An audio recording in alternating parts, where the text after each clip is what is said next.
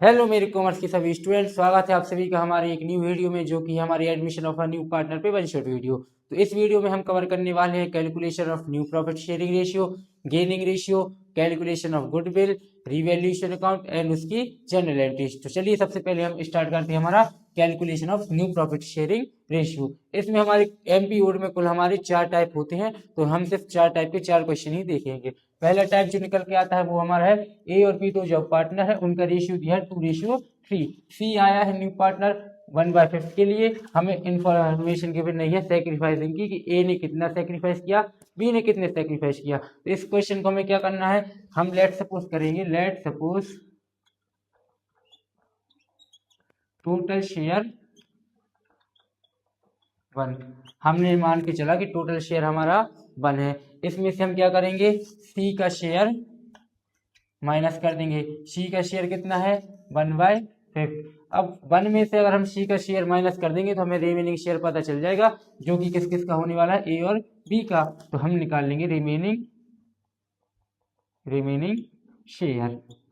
तो 1 माइनस 1/5 करेंगे। अब 1 माइनस 1/5 कैसे करेंगे, हमें पता है अपॉन में इसके क्या रहता है 1। एलसीएम लेंगे तो हमारा क्या आ जाएगा 5। या सिंपली मैं आपको एक ट्रिक बताऊं, 5 माइनस 1 करोगे तो कितना आ जाएगा 4। अब डिनोमिनेटर में 5 है तो अब 5 लिख देना, तो ये आपका आ गया 4/5 रिमेनिंग शेयर। अब हमें क्या करना है, हमें कैलकुलेट करना है वो ए और बी का न्यू शेयर। हम लिखेंगे ए न्यू शेयर, ए का नया शेयर, बी का न्यू शेयर।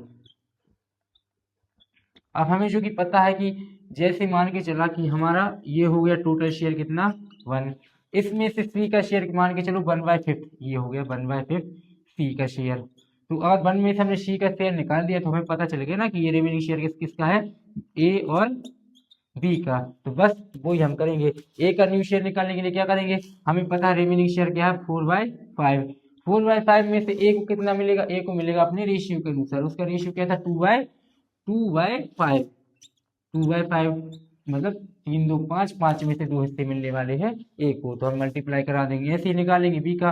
बी का कितना है, बी को भी 4/5 का कितना मिलने वाला है 3/5। तो 3/5 का मल्टीप्लाई करा देना आप बस।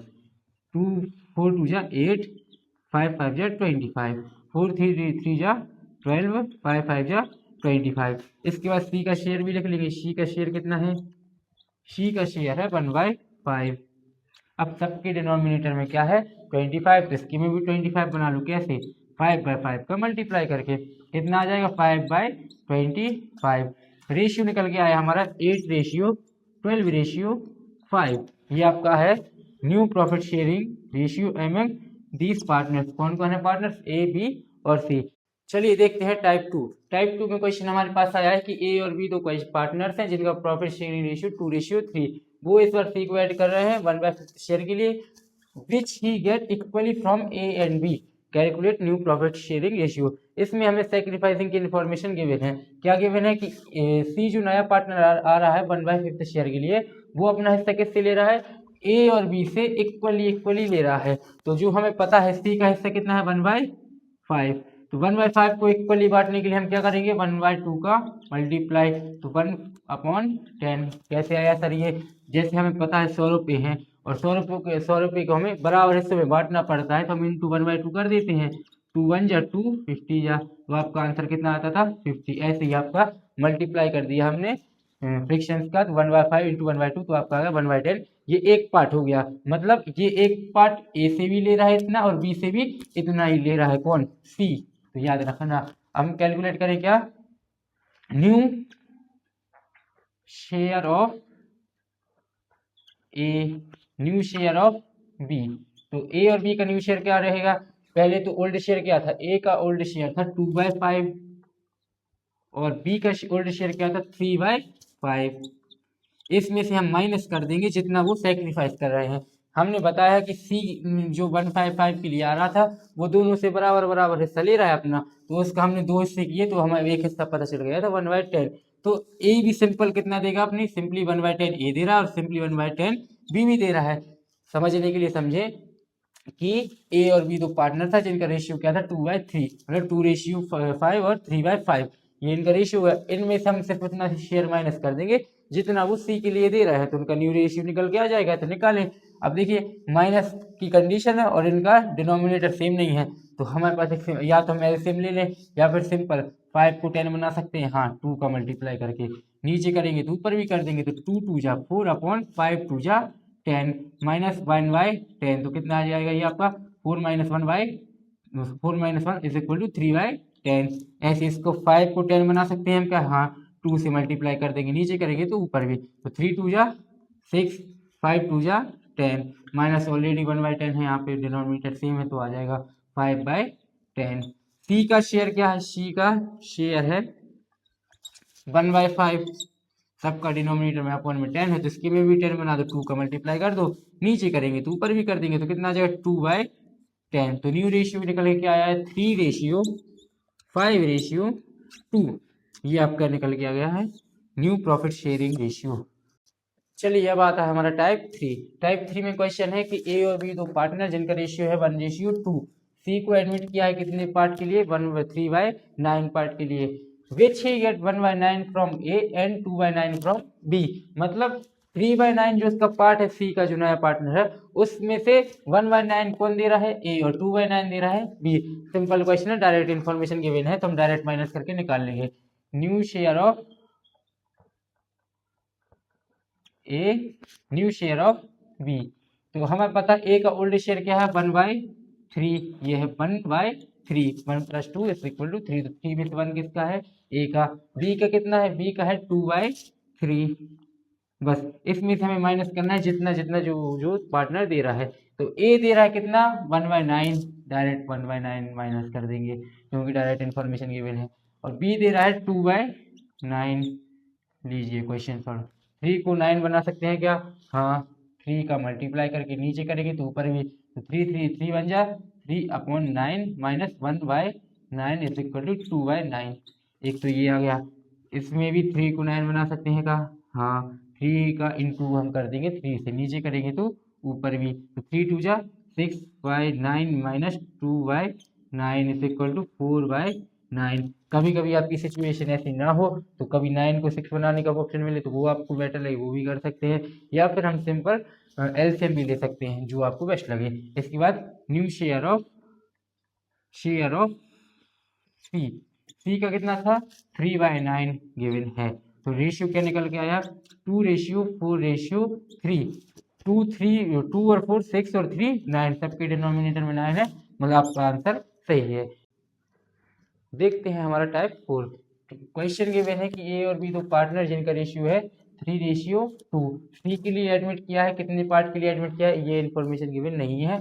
हमें इन्फॉर्मेशन गिवन ये है कि ए सेक्रीफाइस कर रहा है 1/3 ऑफ हिज शेयर, मतलब ए का जो शेयर है कितना है? शेयर 3/5। इसका 1/3 शेयर क्या कर रहा है? वो सेक्रीफाइस कर रहा है किसके फेवर में? सी के फेवर में, सी के लिए दे रहा है। बी कितना दे रहा है? बी कर रहा है 1/5 ऑफ हिज शेयर, मतलब बी अपने हिस्से का, मतलब 2/5 का 1/5 पार्ट किसको दे रहा है? सी को दे रहा है। तो हमें कैलकुलेट करना है न्यू प्रॉफिट शेयरिंग रेशियो, तो इस बार हमें सी का शेयर भी कैलकुलेट करना पड़ेगा। चलो देखते हैं कैसे। अब सबसे पहले तो हम ए और बी ने कितना शेयर अपना एक्चुअल में सेक्रीफाइस किया तो वो तो निकालें। हम निकालेंगे पहले ए का सेक्रीफाइस शेयर और बी का सेक्रीफाइस शेयर। तो हमें पता ए का शेयर कितना था? 3/5 और बी का कितना था? 2/5 बन जाता होगा, ये निकालते। अब हमें जानकारी ए कितना दे रहा है? सेक्रीफाइस कर रहा है 1/3 ऑफ शेयर, ऑफ का इंटू 1/3, मतलब 3/5 का 1/3 दे रहा है ए। बी कितना दे रहा है? 1/5 ऑफ शेयर, तो ऑफ का इंटू 1/5 का 1/5 इंटू कर दो, 3 1 जा 3, 5 3 जा 15, 2 1 जा 2, 5 5 जा 25। ये शेयर ये लोग एक्चुअल में सेक्रीफाइस कर रहे हैं, तो हमने एक्चुअल शेयर निकाल लिया। अब हम निकालेंगे new share of A, new share of B, new share of C, तीनों का निकालना पड़ेगा इस बार हमें। न्यू शेयर ऑफ ए कैसे निकालेंगे? हमें पता है कि ए 3/5 एक्चुअल में सेक्रीफाइस कर रहा है, तो उसके ओरिजिनल रेशियो में से हम माइनस कर दें, तो 3/5 उसका ओल्ड रेशियो और बी का ओल्ड रेशियो कितना है? 2/5। इसमें से हम माइनस कर दें जो वो एक्चुअल में दे रहे हैं सी के लिए, तो एक्चुअल में कितना दे रहे हैं, 3/15 दे रहा है ए, और 2/25 कौन दे रहा है, बी। समझ में आया? ये हमने निकाला कि ये लोग एक्चुअल में सेक्रीफाइस कर कितना रहे थे। ये तो 1/3 और 1/5 जो आपके लिए इन्फॉर्मेशन है ना, ये एक रेशियो टाइप का है कि ये बताया कि हमारे में से हमारा एक काम करना, जो हमारा हिस्सा रहेगा उसके 3 हिस्से करेंगे और 3 हिस्से में से हम एक हिस्सा आपको दे देंगे। ऐसे भी कह रहा है कि जो हमें पैसे मिल रहे होंगे उसमें से हम 5 हिस्से करेंगे, 5 में से एक हिस्सा दे देंगे आपको। तो हमें एक्चुअल में पता तो नहीं चला कि वो हिस्सा है कितना, तो उसके लिए हमने पहले इनका इनटू किया तो हमें पता चला कि वो हिस्सा कितना है, 3/15 और 2/15। अब हमें ये पता चल गया कि भैया मान के चलो क्वेश्चन में जैसे कि 100 रुपये थे, 100 रुपये बी कह रहा है कि हम इसका 1/5 आपको दे देंगे। तो 1/5 निकाला तो हमें पता चल गया 1/5 कितना है, 20 रुपीज़। तो 20 रुपये हमें ये पता चल गया कि भैया 20 रुपये इतना दे रहा है। अब हम 100 में से जब माइनस करेंगे 20 रुपये जितना वो दे रहा है, तभी तो हमें पता चलेगा कि अब बी का नया शेयर कितना है, बी का कितना है मिल रहा है अवश्य। तो ऐसे ही हमने यहाँ पे निकाला कि भैया जितना इन्हें सेक्रीफाइस किया, जितना इन्हें बता सेक्रीफाइस किया एक्चुअल में, वो हम माइनस कर देंगे उनके ओल्ड रेशियो में से। तो माइनस करें, 5 में से 15 नहीं हो सकता, एलसीएम लेंगे या फिर 5 को 15 बना लें। तो 5 को 15 बनाना मेरे लिए आसान है, 3 का नीचे ऊपर इंटू कर देंगे, 3 3 9 -3/15 तो हो जाएगा 6/15। इसका 5 को 25 बनाने के लिए 5 का मल्टीप्लाई ऊपर भी नीचे भी, 5 2 जा 10 माइनस अपॉन 5 5 जा 25 कॉमन ले लेंगे, -2/25 कॉमन, तो कितना आ गया 8/25। अब लास्ट हमारा क्या है, सी को कितना मिलने वाला है, तो हमें जानकारी है सी को 3/15 कौन दे रहा है, ए दे रहा है, प्लस 2/15 कौन दे रहा है, बी दे रहा है। समझ में आया? हमें ये पता है कि भाई ए कितना दे रहा था एक्चुअल में 3/15, बी दे रहा है एक्चुअल में 2/15, तो इन दोनों को प्लस कर देंगे तो सी को पता चल जाएगा इससे इतना मिल गया, बी से इतना मिल गया, तो इतना हमारा शेयर है। प्लस करने के लिए वही बात, क्या नहीं है इनका एलसीएम सेम नहीं है, सॉरी डिनोमिनेटर इनका क्या नहीं है, सेम नहीं है। तो दो ऐसी कोई संख्या जिसको हम बना सकते हैं, दो 25 50 नहीं, 75 नहीं, 75 या 100 नहीं, इसके बाद 150, हाँ 150 हो सकता है। तो हमें पता है कि 150 इनका हमने ले लिया एलसीएम। 15 को 150 बनाने के लिए हम इंटू करेंगे 10 का, तो ऊपर भी 10 का कर दो, तो 10 3 जा 30 माइनस 25 को हम 50 बनाने के लिए इंटू करेंगे 6 का, तो ऊपर भी 6 का कर दो, तो 6 2 जा 12, तो इसका आ जाएगा 18/150। अब चूंकि इन तीनों का देखो, इसका 50 है, इसका 25 है, इसका 150 है, डिनोमिनेटर सेम नहीं है, तो डिनोमिनेटर अब हम इनका सेम कर ले रहे हैं। कैसे? 15 को 150 बना ले रहे हैं, सबसे बड़ा कौन है 150, तो हम 150 सबका बना ले रहे हैं। इंटू करेंगे 10/10 का, तो इसका आ जाएगा 60/150। इसको करेंगे 6 इंटू करेंगे हम 6/6 से, तो 6 8 जा 48 अपॉन 25 इंटू 6, तो हो गया आपका 150। ये ऑलरेडी आपका 150 है डिनोमिनेटर, तो कोई दिक्कत ही नहीं है। तो रेशियो निकल के आपका क्या आया, न्यू रेशियो निकल के आया 60/48/18। 2 से डिवाइड होंगे, ये आपका आंसर नहीं है अभी ओरिजिनल, क्योंकि अभी ये हम तब तक काटते जाएंगे तब तक ये कटते जाएंगे। अभी ये 2 से डिवाइड हो रहा है, 2 30, 2 2 जा 4, 2 4 जा 8, 2 9 जा, अभी 3 से हो जाएंगे, इसके बाद 3 10 जा 30, तो 10/8/3 इनका हो जाएगा न्यू प्रॉफिट शेयरिंग रेशियो। ये होता है फोर्थ टाइप, जो कि थोड़ा क्रिटिकल है आपको समझने के लिए, लेकिन है ये भी आसान। इसके बाद हमारा फिफ्थ टाइप जो कि आपकी एमपी बोर्ड की बुक में दिया जाता है, और वो है कि कुछ सी जितना भी पार्ट के लिए आ रहा है ना, वो किसी एक ही पार्टनर से ले रहा है, या तो ए से पूरा लेगा या फिर बी से पूरा लेगा। तो हम डायरेक्ट जितना भी है पूरा एक ही में से माइनस कर देंगे और पूरा बी की में से माइनस कर देंगे, सिंपल। तो वो क्वेश्चन आपके लिए बहुत आसान है, इसलिए हम वो स्किप करते हैं। चलिए अब हम समझते हैं रीवैल्यूएशन अकाउंट को।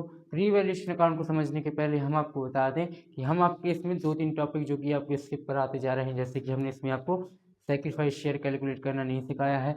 क्यों नहीं सिखा रहे हैं? क्योंकि ये छोटी मोटी क्वेश्चन है जो कि आप लोग पे उम्मीद है कि 1 साल हो गया तो आप लोग भी बन जाते होंगे, इसलिए हम सिर्फ आपको वो टॉपिक करा रहे हैं जो हमें लगता है कि आपके बोर्ड के एग्जाम में आने वाले हैं।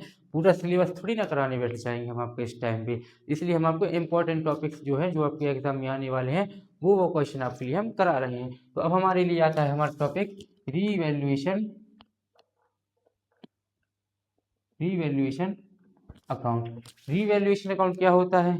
रीवैल्यूएशन अकाउंट में मैंने आपको बताया था, एक शॉर्ट भी डाला था। रीवैल्यूएशन अकाउंट में हम जनरली क्या लिखते हैं कि जो भी आपकी एसेट में इंक्रीज या डिक्रीज हुआ है या फिर लायबिलिटी में इंक्रीज या डिक्रीज हुआ है उसको रिकॉर्ड करने के लिए हम एक अकाउंट बनाते हैं और वो बना अकाउंट होता है हमारा रीवैल्यूएशन अकाउंट। ये हम कब बनाते हैं? ये हम at the time of admission, retirement और डेथ, इन 3 टाइम पर हम ये रीवैल्यूएशन अकाउंट बनाते हैं। तो चलिए देखते हैं रीवैल्यूएशन अकाउंट को। रीवैल्यूएशन अकाउंट को सिंपल स्टेप में समझें। 2 साइड हमारी होती है, एक डेबिट साइड और एक क्रेडिट साइड। ये आप सबका वही पार्टिकुलर अमाउंट सिंपल। अब हमें इसमें सबसे पहले समझने के लिए हम आपको बताते हैं कि जो भी आपको क्वेश्चन कैसा आएगा गिवन आपके लिए। क्वेश्चन आपके लिए होगा, एक बैलेंस शीट होगी और उसके बाद आपके लिए 4-5 एडजस्टमेंट आपके लिए गिवन होगी। तो अब आपको ये बैलेंस शीट थोड़ी ना पढ़नी है, आपको सिर्फ देखनी है वो एडजस्टमेंट पढ़ने के बाद अगर आपको लगता है कि आपको प्रॉफिट हुआ है, फायदा हुआ है, तो वो वैल्यू आपको क्रेडिट साइड लिख देनी है। जिस चीज़ से फायदा हुआ है वो उसका नाम और कितना फायदा हुआ है वो वैल्यू। हमें सिर्फ कितना फायदा हुआ है, कितना नुकसान हुआ है उस वैल्यू से मतलब है, ना कि टोटल वैल्यू से। एक क्वेश्चन करके दिखाएंगे तो आपको समझ में आएगा। इसके बाद अगर एडजस्टमेंट पढ़ने के बाद आपको लगता है कि नुकसान हुआ है तो वो वैल्यू आप लिख देंगे डेबिट साइड। जैसे कि बिल्डिंग से आपको नुकसान हुआ 10,000 का, तो आप लिख देंगे बिल्डिंग और 10,000। सिर्फ इतना सा करने का है। इसके बाद रीवैल्यूएशन अकाउंट के टाइम पे क्या होती है, बहुत सी आइटम्स जो कि आपकी बैलेंस शीट में गिवन होती हैं। मान के चलो कोई भी ऐसी आइटम है कि मशीनरी है या फर्नीचर या फिर इन्वेस्टमेंट, जिसके बारे में एडजस्टमेंट में कोई भी जानकारी नहीं है और बैलेंस शीट में जानकारी है कि इन्वेस्टमेंट 10,000 की दी है। तो इस टाइप के क्वेश्चन और ये सिचुएशन आपके साथ होती है, तो आपको सिर्फ ध्यान रखना कि जितनी एडजस्टमेंट है हमें सिर्फ उतने से मतलब है। इन्वेस्टमेंट हो, फर्नीचर हो, बिल्डिंग हो, लैंड हो, पर मशीनरी हो, अगर हमें एडजस्टमेंट में जानकारी नहीं है तो हमें वो उस चीज़ से भी मतलब नहीं है। सिर्फ हमें एडजस्टमेंट देखनी है, उसके बाद वो वैल्यू यहाँ पे लिख देनी है, कितना फायदा कितना नुकसान। कुछ हमारे लिए होती है अनरिकॉर्डेड एसेट्स। अनरिकॉर्डेड एसेट्स वो एसेट जो आपकी बैलेंस शीट में गिवन नहीं होंगी। अब कुछ ऐसी एसेट्स भी होती है जो आपकी बैलेंस शीट में गिवन नहीं होंगी लेकिन एडजस्टमेंट में गिवन रहेंगी। तो अगर एसेट है अनरिकॉर्डेड है तो वो आपके लिए सीधा सीधा फायदा है, तो पूरी वैल्यू आपकी आ जाती है यहाँ पे क्रेडिट साइड आ जाएगी, क्योंकि फायदे वाली चीज हम क्रेडिट साइड लिख रहे हैं। इसके बाद कोई अनरिकॉर्डेड लायबिलिटी आ जाए, अगर किसी के पैसे देना था हम भूल गए, जब रिवैल्यूएशन हुआ तो उसके रिवैल्यू कर रहे थे, जब हमें समझ याद आया कि यार उस व्यक्ति के पैसे देना बाकी है या फिर वो बैंक लोन रह गया या एक्सेट्रा वगैरह, तो वो वैल्यू हम यहाँ पे लिखते हैं अनरिकॉर्डेड लायबिलिटी करके ब्रैकेट में उस एसेट या फिर लायबिलिटी का, सॉरी लायबिलिटी का नाम लिख देंगे और कितनी की वैल्यू थी उसकी पूरी वैल्यू लिख देंगे। इसके बाद रिवैल्यूएशन अकाउंट में हमें कुछ नहीं करना है, दोनों साइड का हम करते हैं टोटल करने के बाद डिफरेंस अगर आपका डेबिट साइड आता है तो वो होता है प्रॉफिट ऑन रिवैल्यूएशन, और डिफरेंस अगर आपका क्रेडिट साइड आता है तो वो होता है आपके लिए लॉस ऑन रिवैल्यूएशन। कुछ ऐसे आइटम्स जिसके बारे में हम आपको बता दें कि जो आपको चाह के भी नहीं लिखने हैं, जैसे कि कैपिटल, इसके बाद गुडविल, इसके बाद जर्नल रिजर्व, और भी 1-2 आइटम है क्वेश्चन के साथ साथ हम देखते चलेंगे। वो जो आइटम हमें इसमें रिवैल्यूएशन के टाइम पे बिल्कुल हमें इंक्लूड नहीं करने हैं। चलिए देखते हैं हम अपना एक रिवैल्यूएशन अकाउंट का क्वेश्चन हमें गिवन है, बैलेंस शीट गिवन है, उसके बाद कुछ एडजस्टमेंट गिवन है। हमने आपको रिवैल्यूएशन अकाउंट में स्टार्टिंग में फॉर्मेट में ही बताया था कि अगर कोई भी फायदा होता है तो वो आपको क्रेडिट साइड लिखना है और अगर नुकसान होता है तो वो आपको डेबिट साइड लिखना है। अब हमें बैलेंस शीट की तरफ बिल्कुल नहीं देखना, हम सीधा स्टार्ट करेंगे एडजस्टमेंट से। एडजस्टमेंट में जानकारी है कि building was appreciated by 10%। Appreciate मतलब बढ़ना, तो बिल्डिंग है आपकी 120 की और 10% से आपकी क्या हो रही है, बिल्डिंग की वैल्यू इंक्रीज हो रही है, बढ़ रही है, तो मतलब 12,000 आपकी बिल्डिंग की वैल्यू बढ़ गई। तो फायदा है तो हमने किस साइड लिख दिया, क्रेडिट साइड लिखेंगे क्या, बिल्डिंग वैल्यू लिख दी 12,000। Creditors are increased by 5000। अब क्रेडिटर्स आपके 20,000 के थे, 5000 के इंक्रीज हुए, तो अभी हुए प्रेजेंट में 25,000 के। लेकिन हमें सिर्फ मतलब है कि कितना बढ़ा या फिर कितना घटा, तो हमें ये पता इंक्रीज हुए हैं 5000 से। क्रेडिटर्स का इंक्रीज होना आपके लिए क्या है, नुकसान है, तो हम लिखेंगे क्रेडिटर्स 5000। नुकसान क्यों है, क्योंकि क्रेडिटर्स हमारे लिए क्या है, लायबिलिटी, और लायबिलिटी बढ़ती है तो हमारे लिए नुकसान ही है ना। थर्ड हमारा है मशीन वॉज डिक्रीज बाय 5%।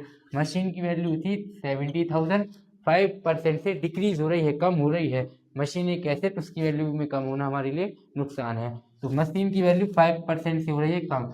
70,000 रुपये की आपकी 70,000 की मशीन है, 10% 7,000, 5% 3,500 से आपकी वैल्यू क्या हो रही है, मशीन की कम। तो हमने नुकसान वाली साइड लिख दिया मशीन और 3,500। इसके बाद स्टॉक वॉज वैल्यू 110, मतलब 1,10,000 का आपका स्टॉक की वैल्यू की गई है। बैलेंस शीट के अनुसार आपके स्टॉक की वैल्यू कितनी है, 95,000। एडजस्टमेंट के अनुसार आपकी स्टॉक की वैल्यू कितनी हुई है, 1,10,000। कितनी बढ़ गई स्टॉक की वैल्यू, 15,000 से आपकी स्टॉक की वैल्यू बढ़ गई है, तो जो कि आपके लिए है फायदा। तो हम लिख देंगे 15,000 बाय स्टॉक। आपकी बिल्डिंग की आपकी स्टॉक की वैल्यू 15,000 से बढ़ गई है। हमें ना ही इस वैल्यू से मतलब है, ना ही करंट की वैल्यू से मतलब है, कितना बढ़ा कितना घटा उस वैल्यू से मतलब है। Make a 10% provision for bad date on debtors. आपके डेटर्स हैं कितने की, 15,000 रुपये के। 15,000 रुपये की जो डेटर है ना, उसमें हमें 10% प्रोविजन बनाना है। 10% मतलब आपका हो गया 1,500 रुपये।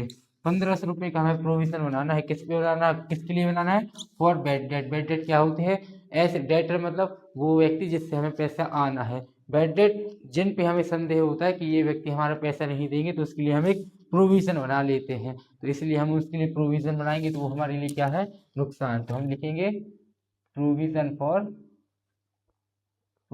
For bad date. कितना बनाया हमने, 1,500 रुपये का प्रोविजन बनाया है, हमारे लिए नुकसान है एक टाइप का, तो हमने नुकसान वाली साइड लिख दिया। इसके बाद कोई और एडजस्टमेंट नहीं। सर इसमें सर ना ही इन्वेस्टमेंट के बारे में कोई जानकारी दी है, ना ही डेटर्स के बारे में कोई इंक्रीज या डिक्रीज की जानकारी दी है, ना ही बैंक लोन के बारे में। तो हमने कहा है ना आपसे बच्चों की रीवैल्यूएशन अकाउंट में हमें सिर्फ उन्हीं एसेट्स या लाइबिलिटी से मतलब है जिनके बारे में एडजस्टमेंट में जानकारी है, वरना हमें किसी भी एसेट से या लाइबिलिटी से मतलब नहीं है, हम इनको सबको स्किप कर देंगे। अब हम करेंगे दोनों साइड की बैलेंसिंग। बैलेंसिंग करेंगे, देखिए 15 और 12 कितना हो गया, 27,000। इस साइड का कितना हो गया, 5 और 53, 8, 9 और 10,000 इस साइड का टोटल हो गया। अब इसका हमने लिख लिया रफ में, 27,000 क्रेडिट साइड का टोटल है और डेबिट साइड का टोटल है आपका 10,000 रुपये। अब आप एक चीज़ का ध्यान रखिए, हमने कहा था डिफरेंस फाइंड आउट करना है, तो हम बड़ी साइड में से छोटी साइड माइनस करते हैं और बड़ी साइड को फॉलो करते हैं हमेशा। बड़ी साइड आपकी कितनी है, 27,000, तो हमने दोनों साइड 27 लिख दिया। इस साइड हो एक्चुअली में कितने रहे हैं, 10,000, तो यहाँ पे कितने का गैप आ रहा है, डिफरेंस आ रहा है 17,000 का। तो ये आपका क्या है, प्रॉफिट ऑन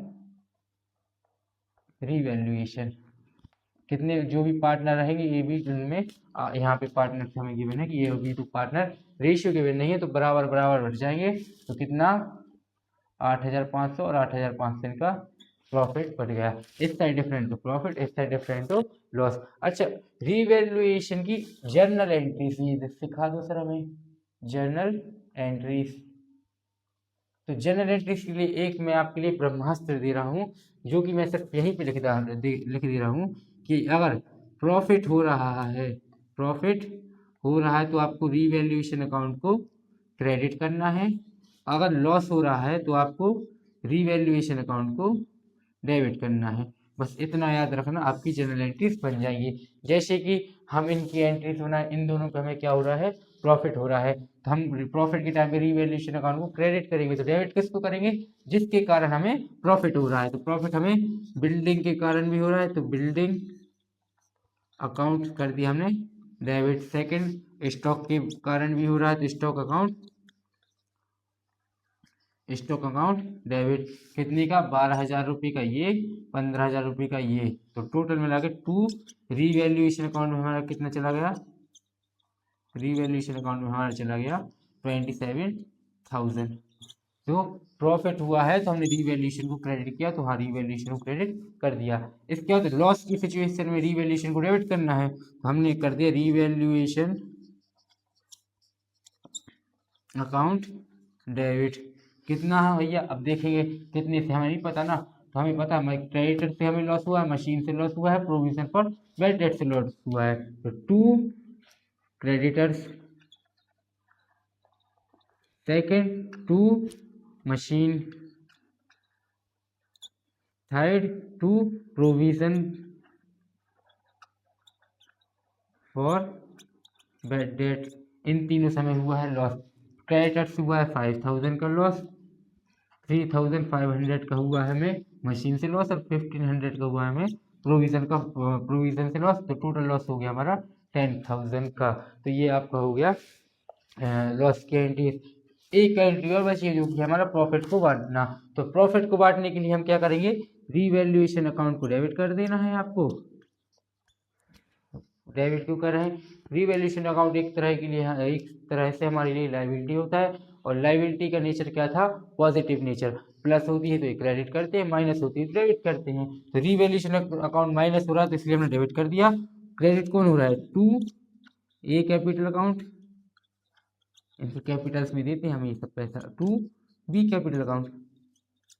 तो ये हो गया 17,000 से रीवैल्यूएशन डेबिट, और दोनों को 8,500 पैसे मिल गए। तो ये हो गया आपका सिंपल कॉन्सेप्ट जो कि रीवैल्यूएशन अकाउंट का था। उसकी एंट्रीज भी हो गई। सिर्फ आपको ये ब्रह्मास्त्र याद रखना है कि प्रॉफिट होता है तो रीवैल्यूएशन को क्रेडिट करना है, लॉस होता है तो रीवैल्यूएशन को डेबिट करना है। और अब आप कहेंगे सर कि आप इतने आसान क्वेश्चन क्यों करवाते हैं, सर ये आसान क्वेश्चन में करवाना नहीं चाहता, लेकिन एमपी बोर्ड है ना बीच में, एमपी बोर्ड आपसे इतना ही लेवल तक का क्वेश्चन पूछ सकती है, इससे हाई लेवल के क्वेश्चन आपसे नहीं पूछ सकती। हमने कम से कम 7 से 8 ईयर के लास्ट प्रीवियस ईयर के क्वेश्चन पेपर को स्टडी किया है, उसके बेसिस पे मैं ये क्वेश्चन लेके आया हूँ आपकी बोर्ड पे। तो ऐसे ही आपको नहीं बता देता हूँ, कोई क्वेश्चन बुक से उठा के आपको दे दिया। आप ध्यान रखिए इस बात को कि मैं आपको वही टॉपिक करवा रहा हूँ इस टाइप पे जो आपके एग्जाम में आने वाले हैं, क्योंकि आपके बोर्ड एग्जाम को बहुत ही कम समय बचा है। ना ही हम सिलेबस पूरा कर सकते हैं, और ना ही हम चाहे तो उन सब इतनी सारी डिफाइन वगैरह देख सकते हैं। हमें पता स्कोर को बूस्ट करने के लिए हम अकाउंट्स वगैरह को मिनटों में